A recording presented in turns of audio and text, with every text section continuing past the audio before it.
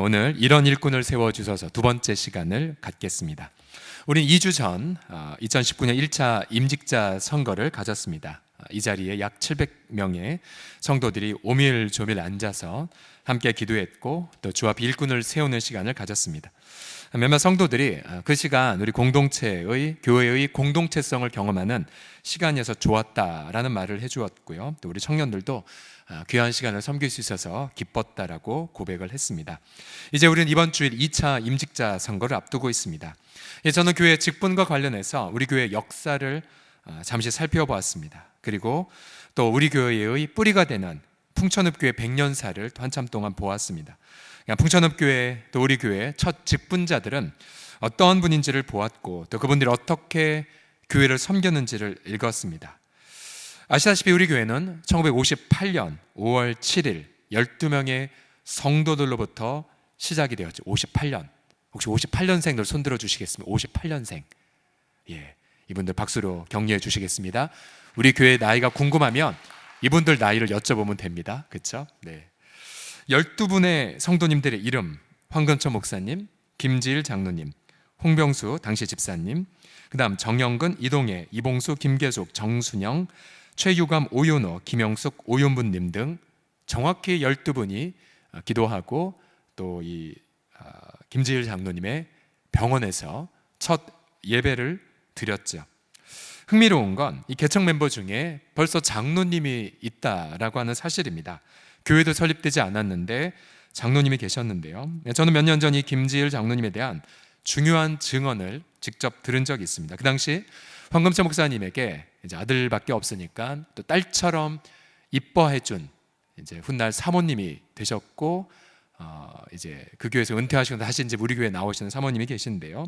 직접 이렇게 증언해 주셨어요. 그 당시 김지일 장로님은 서대문의 모 교회의 시무 장로이셨는데, 근데 그 교회가 WCC에 가입함으로, 그러니까 그 교회가 속한 교단이 WCC에 가입됨으로 이 당시 WCC에 가입 문제로 인해 이 장로교단이 통합과 합동으로 분열을 겪지 않았습니까? 그러면서 장로님은 자신의 교회가 그 WCC에 가입을 하자 신앙의 순수성을 지키기 위해 그 교회를 나오셨습니다. 그런 와중에 황금철 목사님을 만났고 그러면서 이제 순수한 교회를 꿈꾸며 이제 교회를 개척을 했던 스토리를 제가 직접 들었습니다. 그 다음에 1959년 3월 5일 공동회를 통해 이제 김지일 장로님과 홍병수 장로님의 장로로 피택이 되셨고요. 우리 교회 첫 안수 집사님은 1962년도에 이재만, 정영근 집사님, 그리고 첫 권사님은 1963년도에 이성환, 이휘선, 최일인 권사님이 세워졌습니다. 혹시 언급된 이름들 중에 그분 나 알아 하시는 분들도 있을 것 같습니다. 우리는 지난번 에베소서를 통하여서 교회 직분은 결코 감투가 아니라고 함께 나누었죠. 교회 직분은 보상이 아니고 또 교회 직분은 사람의 인정도 아니고 그저 주님의 선물이라는 것을 성경은 말하고 있음을 나누었죠. 오히려 교회 직분은 한 영혼을 목양하는 섬김이라고 말씀을 드렸습니다.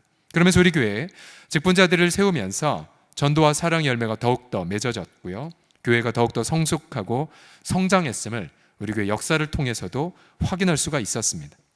모든 교회의 뿌리는 바로 사도행전에 기록되어 있죠. 우리 2주 전 사도행전 6장을 통해 초대교회 최초의 직분자 선거에 대해서 함께 나누었습니다. 이제 사도행전 1장을 통해서 임직자 선거를 위한 이제 기도 제목을 마지막으로 얻고자 합니다. 24절을 보시게 되면 이제 그들이 두 명의 후보, 한 명은 유스도라하고 바사바라고 하는 요셉과 또 한 명은 마띠아, 이 두 사람 중에서 이렇게 기도를 하죠. 그들이 기도하여 이르되 뭇사람의 마음을 아시는 주여, 이 두 사람 중에 누가 주님께 택하신 바가 되겠나이까? 라고 기도하며 제비를 뽑죠. 우리가 이번 임자 선거를 앞두고 하나님, 누가 주의 마음에 합한 자가 되겠나이까? 누가 주님께 택한 바가 되겠나이까? 라는 기도하는 마음으로 우리가 오늘 심야 기도회를 보내고자 합니다. 또 이미 세워진 분들도 오늘 본문의 말씀을 잘 듣고 자신의 기도 제목으로 함께 삼아 주십시오. 자, 이런 일꾼을 세워주셔서 첫 번째 기도 제목은 이것입니다. 복음에 감격 있는 자를 세워주소서입니다. 첫 번째 같이 읽겠습니다. 시작. 복음의 감격 있는 자를 세워주소서. 주소서. 22절 보시게 되면 이제 세워진 분들 가운데에 사도들은 이러한 기준을 제시합니다. 우리와 더불어 예수께서 부활하심을 증언할 사람이 되게 하여야 하리라. 즉 새로운 직분자를 세우는 기준이 무엇입니까? 바로 예수께서 부활하심을 증언할 것. 이것이 바로 직분자의 첫 기준이었죠. 즉 예수께서 우리 죄를 위해 죽으셨다는 그 사실, 또 예수께서 사흘 만에 다시 살아난 것을 증거할 자, 바로 복음을 증거할 자, 이것이 바로 사도행전의 첫 번째 직분자의 기준이었습니다. 이 증언자라는 이 단어는 히라브어 마르투스라고 하는데요, 이 증언자는 목에 칼이 들어와도 자신이 보고 들은 것을 감추지 않죠. 사람들은 부인해도 하나님 앞에서 담대히 입술을 여는 자가 바로 마르투스입니다. 따라서 이 증언자라는 이 단어는 결국 순교로 연결이 되죠. 순교. 초대교회 성도들은 예수님을 생명을 걸고 증언했기 때문입니다. 영어로 순교에 해당하는 이 단어는 바로 히라버의 증언, 목격자에서 나온 단어입니다. 단어예요. 이 첫 직분자들은 그래서 목격자요, 증언자이고 결국은 순교로 부르심을 받은 자들이었습니다. 우리가 아시다시피 교회의 사가들은 12사도 모두 단 한 명도 남김없이 아름답게 생명을 주님을 증언하는 데 바쳤노라고 전해집니다.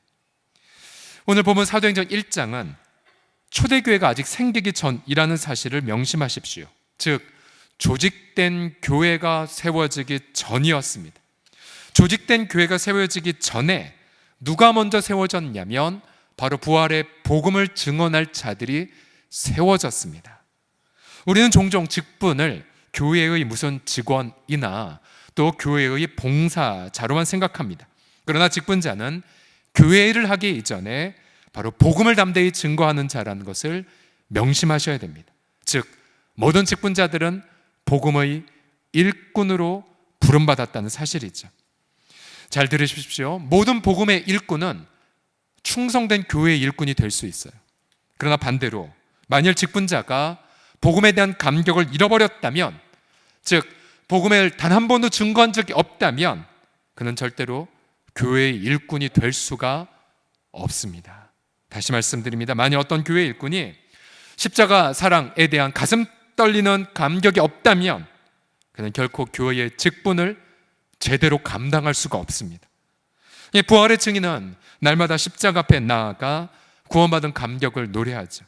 만일 내 속에 마음이 타락하든 아니면 마음에 조금이라도 구원받은 감격이 사라져 간다면 마치 전 재산을 잃어버린 심경처럼 십자가 앞에 매달려 부르짖어야만 합니다.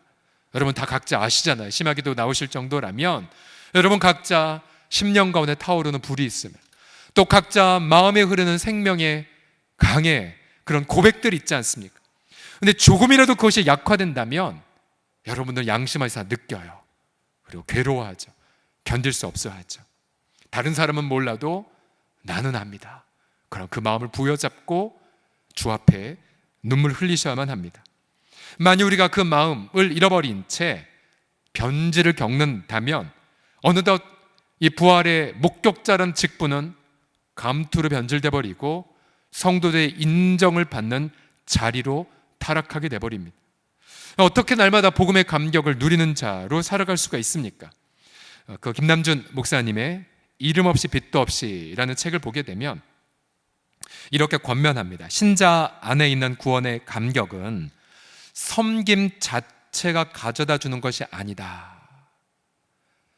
즉 목사, 장로로 섬긴다 하더라도 그 섬김 자체가 구원의 감격을 가져다 주는 것이 아니라, 그 다음 보시게 되면 신자가 구원의 감격을 유지하며 살기 위해서는 자신의 섬김이 어렵고 힘들더라도 고난당하신 예수 그리스도를 생각하며 그분의 고난에 동참하는 믿음으로 종의 본분을 다해야 합니다.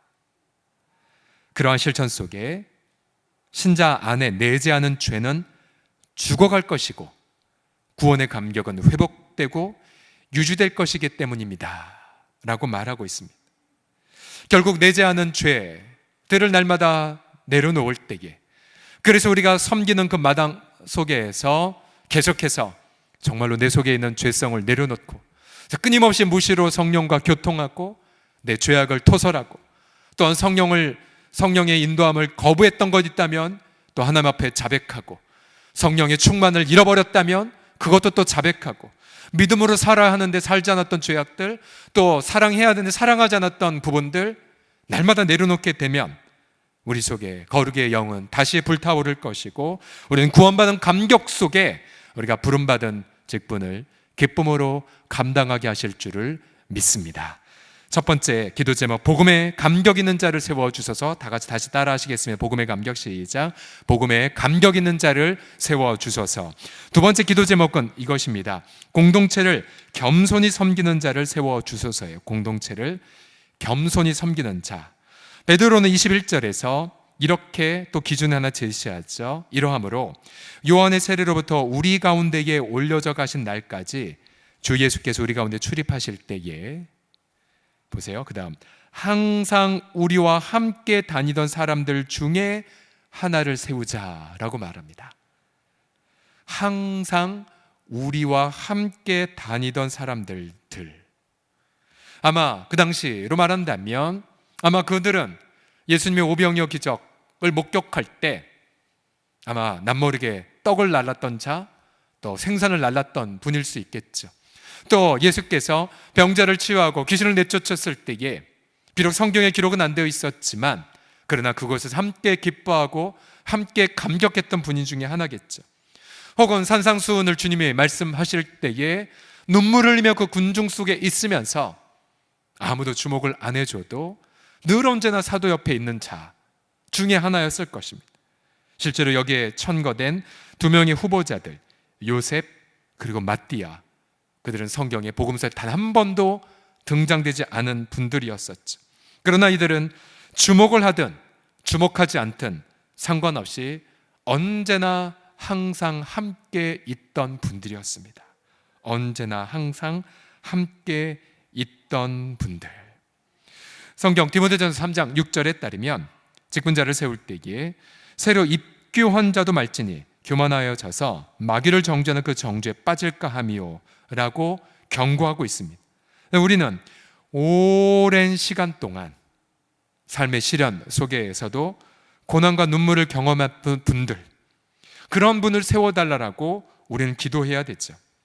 성경에서 일평생 이름도 없이 겸손하게 섬겼던, 그냥 항상 한결같이 섬겼던 분 중에 한 분이 누구이냐면 바로 두기고입니다. 두기고. 지난 우리 여전도 연합회 때 함께 나누었던 분이죠. 두기고.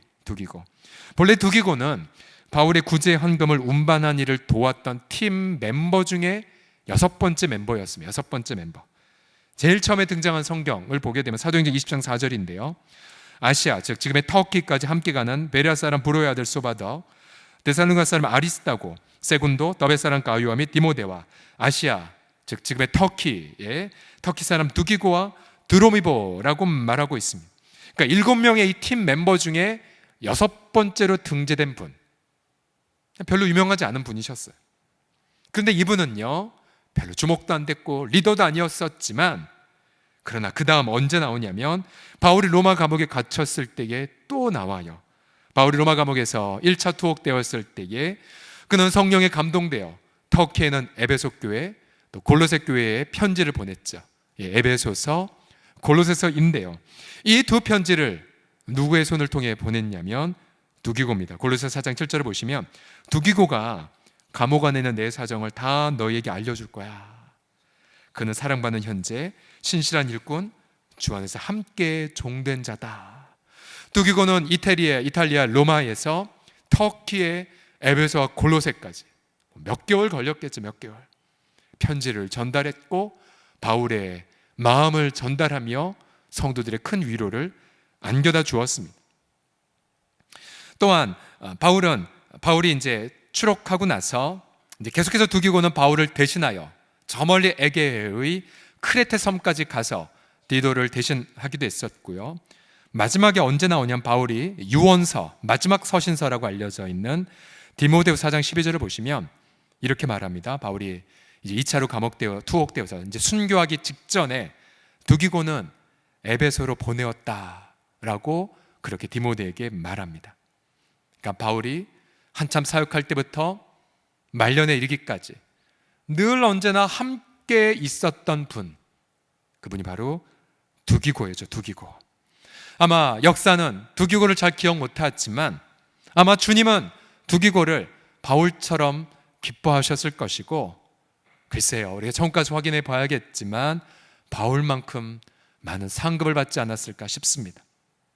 여러분, 이렇게 기도하셔야 됩니다. 하나님, 우리 공동체에도 두기고처럼 눈이 오나 비가 오나 한결같이 우리와 함께 있는 분들이 있으세요. 박수를 받든 받지 않든, 누가 주목을 하든 하지 않든 한결같이 계신 분들, 숨어있는 두기고들, 여러분, 그런 두기고와 같은 분들을 하나님 세워달라고 여러분 그렇게 기도하셔야 됩니다. 그래서 항상 우리 가운데에 있던 분, 그런 아름다운 분, 그런 겸손한 두기고를 세워가기를 그렇게 기도를 해주십시오. 우리 옆 사람 보면서 이렇게 고백을 하겠습니다. 제가 당신에게 두기고가 되어드릴게요 라고 해서 시작. 제가 당신에게 두기고가 되어드릴게요. 두기고. 마지막 기도 제목은 이것입니다. 직분의 엄중한 책임을 자각한 자를 세워주소서예요. 직분의 엄중한 책임, 매우 심각한 부분이죠. 직분의 엄중한 책임을 자각한 자. 자, 사도행전 1장에서 왜 성도들은 직분자를 새로 세우려 했을까요?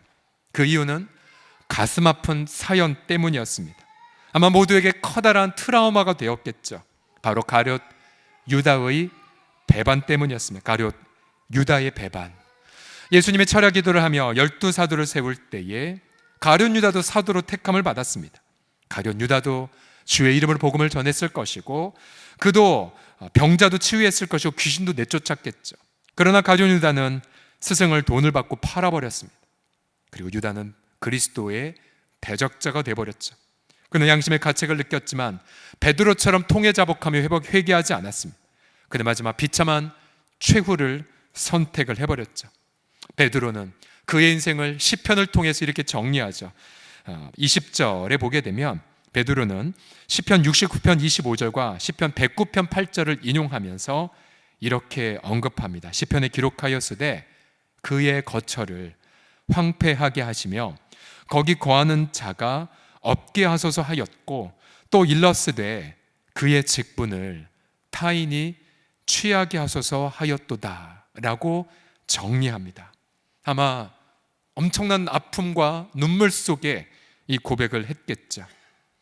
이 시편 69편과 109편을 보면 모두 다 바로 그리스도의 고난을 미리 기록한 시편입니다. 예를 들어 시편 69편을 보게 되면 그리스도는 이 69편의 저자 다윗을 통해 자신이 장차받을 고난을 미리 기록하게 하셨습니다. 예를 들어 69편 25절이 그의 거처를 황폐하게 하시며 거기 거하는 자가 없게 하소서라면, 바로 나온 26절에는 이렇게 말했어요. 무릇 그들이 주께서 치신 자를 핍박하며 주께서 상하게 하신 자의 슬픔을 떠벌렸다 말하였다라고 그렇게 언급합니다. 즉 그리스도는 하나님의 치신 바를 당하였죠. 우리 죄를 위한 속죄의 양으로 오셨는데, 그런데 가룟 유다와 같은 자들은 속죄의 어린 양을 오히려 박대하고 핍박했다라는 사실입니다. 가룟 유다는 탐욕의 눈에 멀어 스승을 배반해버렸어요. 여러분, 사도 예수 그리스도의 첫 직분자 중에 한 사람이 바로 복음을 대적했다는 것을 여러분 직시하십시오. 여러분, 직분자들이 그리스도를 대적할 수가 있어요. 이처럼. 그리고 만일 직분자가 그리스도를 대적했을 때 그 직분자는 엄중한 책임을 짊어져야 합니다.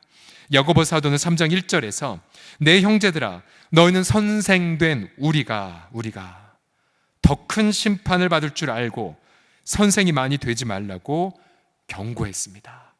목사를 비롯한 모든 직분자들은 더 큰 책임을 하나님이 묻습니다. 직분으로 부름받은 것은 그리스도의 이름을 영화롭게 하기 위해서이죠. 그러나 만일 우리가 그리스도의 이름을 영화롭게 하지 않는다면 직분자들은 십자가의 대적자들이 됩니다. 그래서 우리는 간절히 정말 죽을 때까지 이런 기도를 해야 되죠. 하나님, 십자가의 원수가 아니라 십자가의를 자랑하는 자가 되게 하여 주시옵소서라고 기도하셔야 됩니다.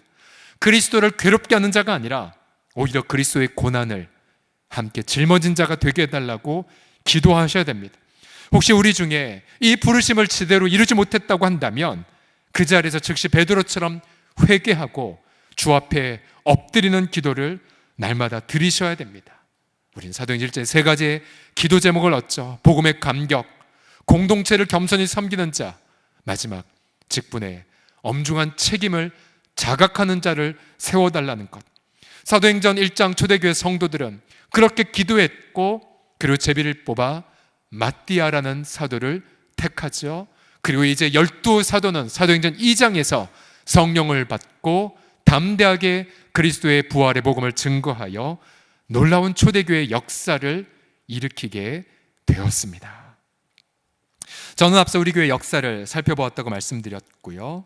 그러면서 우리 교회 역사는 반드시 풍천읍교회와 연결됨을 말씀을 드렸습니다. 왜냐하면 풍천읍교회 제 5대, 4대 담임 목사님이신가 5대 담임 목사님이 바로 황금천 목사님이시기 때문에 바로 그 고향 출신이기 때문이죠. 이 목사님 황희도 풍천읍교회 담임 목사로 섬기시다가 이제 해방이 되었고, 그러나 북쪽에는 소련군이 이제 진군했죠. 그럼 이제 신탁 통치가 시작이 되자 이 목사님은 공산주의를 대항해서 반대 운동을 하셨습니다. 반탁 운동의 선봉에 서셨다가 그만 소련에 의하여 지명 수배를 당하셨습니다. 당시 반탁 운동의 선봉에 섰던 목회자들은 주도세도 없이 끌려가 죽임을 당했던 시대였거든요. 결국 안타깝게 남한으로 긴급하게 피난 오셨고 한동안 연락이 되지 않아 목사님도 돌아가셨다라는 소문까지 들었다고 합니다.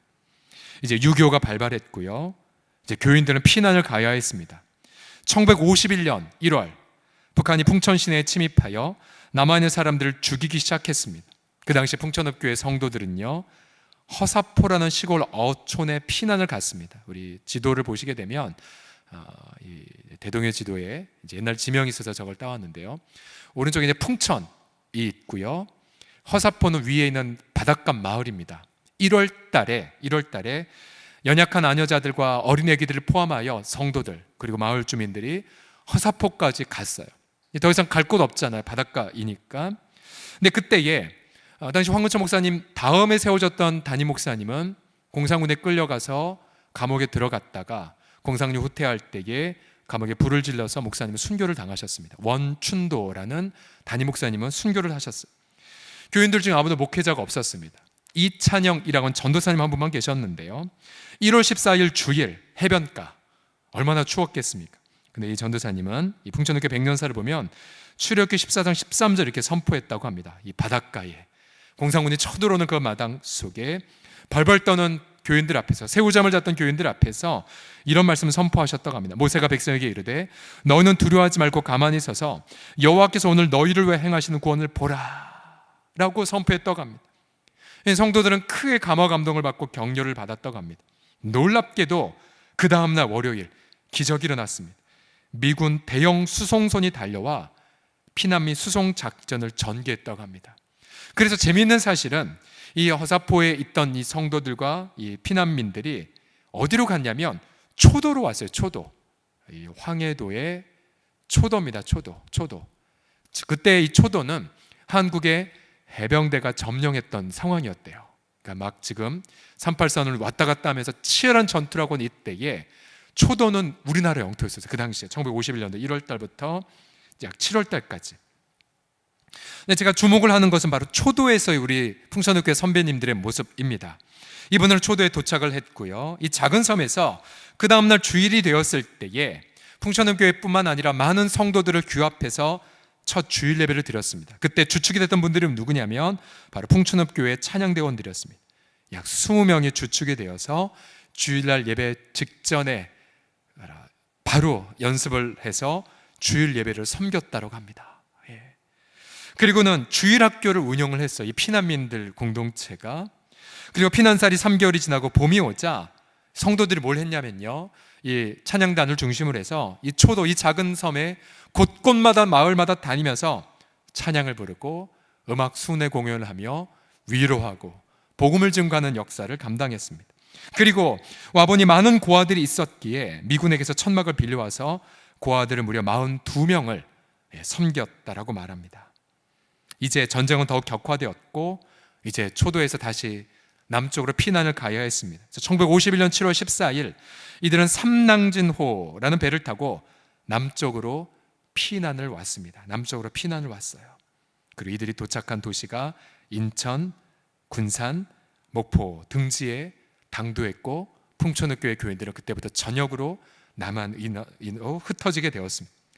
흩어진 이 성도들은 가는 곳마다 교회를 개척했고 그 중에 한 그룹이 바로 1958년도에 바로 서울 홍제동에 와서 세워진 홍성교회입니다. 홍성교회, 우리 교회예요.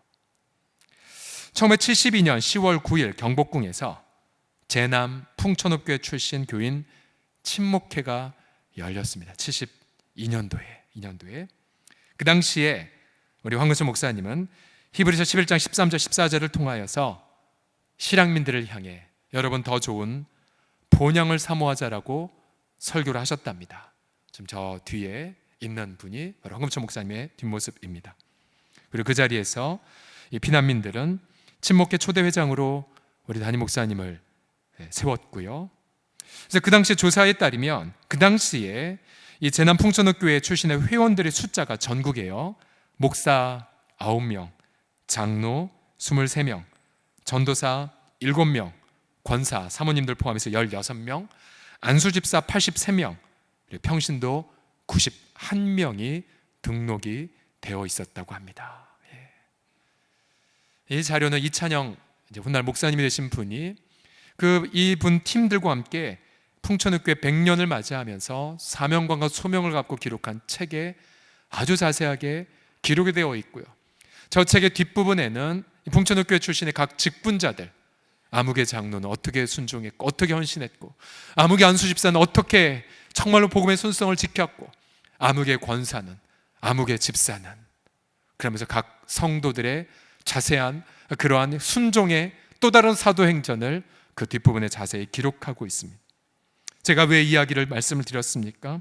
여러분, 우리 서울홍성교회, 아니 우리 민족의 교회의 선배들은 이처럼 민족의 고통 속에서도 복음을 증거하는 데 생명을 다했어요. 부활의 증인으로 헌신을 하셨고요. 또한 소외된 이웃을 돌보는 데에 그 피난 행렬 속에서도 끝까지 소임을 다하셨습니다. 여러 성도들이 순교를 당했지만 그들은 부름받은 자들로서 아름다운 열매를 우리 가운데 오늘날 여기까지 그렇게 끼쳐주고 있습니다. 이제 여러분, 이번 주일날 우리는 또 다른 부활의 증언자들을 세울 것입니다. 이 부활의 증언자들은 단지 교회의 한 직분자가 아니라 우리 서울홍성교회의 초대교회 역사, 또한 멀리 풍천읍교회까지 거슬러 올라가는 아름다운 목격자의 대열에 서게 될 것입니다. 저는 그런 걸 꿈꿉니다. 어느 날 주께서 문을 활짝 열어주셔서 우리 모두가 육로를 통해서든 아니면 배를 통해서든 황해도 초도에 들어가, 지금 그 초도는 북한에 남한으로 쳐들어오는 북한의 특별 군대들 5만 명이 지금 진치고 있거든요. 근데 다시 초도에 들어가 복음을 증거하고, 그리고 다시 허사포를 지나 풍천읍교회에 들어가 복음의 그 교회를 회복하는 그날, 아마 교회 100여 년의 역사, 그 하나님의 영광 얼마나 높게 그렇게 천국에 울려 퍼지게 될까요? 저는 저와 모든 성도님들이 이처럼 사도행전 1장, 또 우리 한국교회 역사를 관통하면서 또 다른 사도행전의 역사를 써내려가는 귀한 아름다운 성도님들이, 또 그러한 세워질 직분자들이 다 되시기를 예수님의 이름으로 간절히 축복합니다. 기도하겠습니다.